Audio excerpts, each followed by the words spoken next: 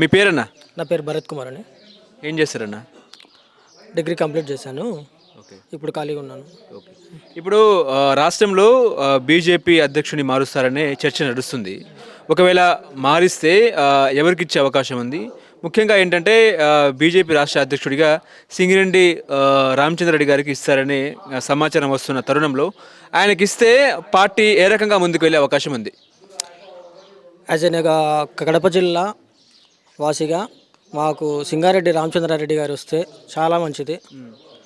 ఆయన చేసిన సేవలు చాలా గొప్పటి. ఎటువంటి సేవలు చేశారు ఆయన? సర్వజన ఆసుపత్రి రిమ్స్లో, కడప రిమ్స్లో మంచినీటి సదుపాయం కల్పించాడు. చాలామంది రైతులకు కానీ అందరికి కూడా చేదోడు వాదోడుగా ఉన్నాడు.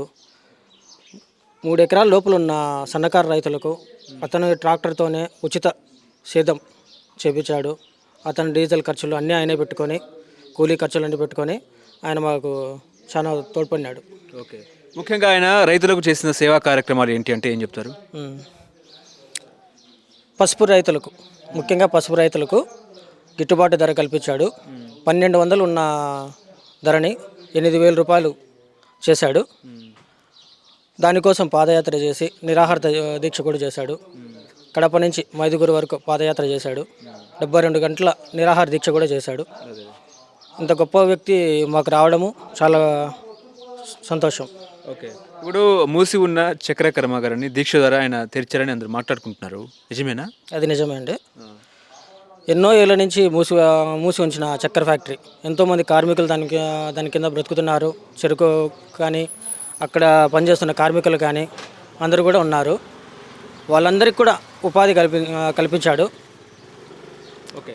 ఇప్పుడు ఆయనకు అధ్యక్ష పదవి బాధ్యతలు ఇస్తే మీ ప్రాంతంలో, మీ రాష్ట్రంలో బీజేపీ పుంజుకునే అవకాశం ఉందా? ఖచ్చితంగా అండి. ఆయనకి ఇవ్వడం కూడా మాకు చాలా సంతోషం. అసలుకి మేము అందరూ జిల్లా అధ్యక్షులు అందరూ కూడా రాష్ట్ర అధ్యక్షులు కూడా కార్యకర్త స్థాయి నుంచి వచ్చినలే. ఈయన కూడా ఆ విధంగా మాకు చేదోడు వాదోడుగా ఉంటాడు ఎప్పటికైనా కూడా. ఓకే. ఇప్పుడు ఈ జిల్లా నుంచి కాంగ్రెస్ పార్టీ అధ్యక్షురాలుగా వైఎస్ షర్మిల అధ్యక్ష హోదాలో ఉన్నారు. అదేవిధంగా వైఎస్ఆర్సీపీ అధ్యక్షునిగా వైఎస్ జగన్మోహన్ రెడ్డి ఉన్నారు.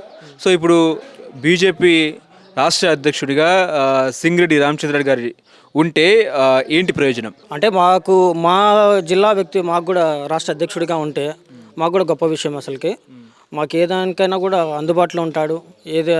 దేనికైనా కూడా ప్రజలకు చాలామంది పేద పిల్లలకు కూడా చేదోడు వాదోడుగా ఉన్నాడు. అసలుకి స్కాలర్షిప్స్ రావడానికి కానీ ఇంటి దగ్గరికి ఎవరు వెళ్ళి సాయం అడిగినా కూడా గొప్ప మనసుతో సాయం చేస్తున్నాడు. ఓకే.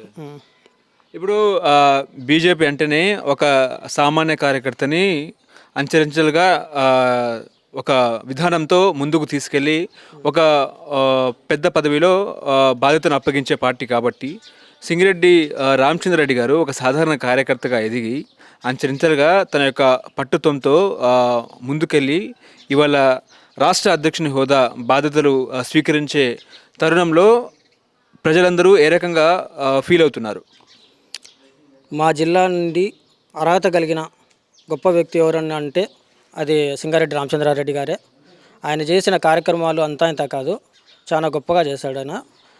ఈ రాష్ట్ర అధ్యక్షుడు పదవి రావడం మంచిది. అది ఇప్పుడు ఆయన హయాంలో బీజేపీ ఏ రకంగా పుంజుకునే అవకాశం ఉంది? ఖచ్చితంగా అందరు పార్టీలని సమన్వయ కుటుంబంతో ఇప్పుడుండే కూటమిలో అందరినీ కలుపుకొని పోయి అందరు కలుపుకునే మనస్తత్వం ఉంది ఆయనకి. ఖచ్చితంగా అందరూ కలిసికట్టుగా పనిచేస్తారు ఆయన ఉండడం వల్ల. ఎట్లా ఉండి ఇప్పుడు మీరు కూటమిలో ఉన్నారు, భాగస్వామ్య పక్షంగా ఉన్నారు. సో ఇప్పుడు మీ ప్రాంతంలో ఎట్లా ఉంది పరిస్థితి రాయలసీమలో? ఇప్పటికైతే మాత్రం అందరూ కలిసికట్టుగానే ఉన్నారు, సమన్వయంతో ఉన్నారు అందరూ కూడా. ఓకే. అందరూ మిమ్మల్ని కలుపుకొని ముందుకు తీసుకెళ్తున్నారా?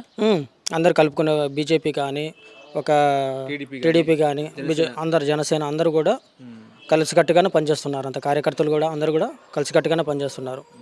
ఫ్యూచర్లో ఏంటి పరిస్థితి బీజేపీ పరిస్థితి? ఈసారి మళ్ళీ అధికార పక్షం వస్తుంది. వచ్చేటట్టుగా మేము కూడా అందరం కృషి చేస్తాము. కార్యకర్త ప్రతి ఒక్కరు కూడా కృషి చేస్తాము. కేంద్రంలో కూడా రావాలి, మళ్ళీ రావాలి, ఈసారి హ్యాట్రిక్ కొట్టాలి. థ్యాంక్ యూ అండి.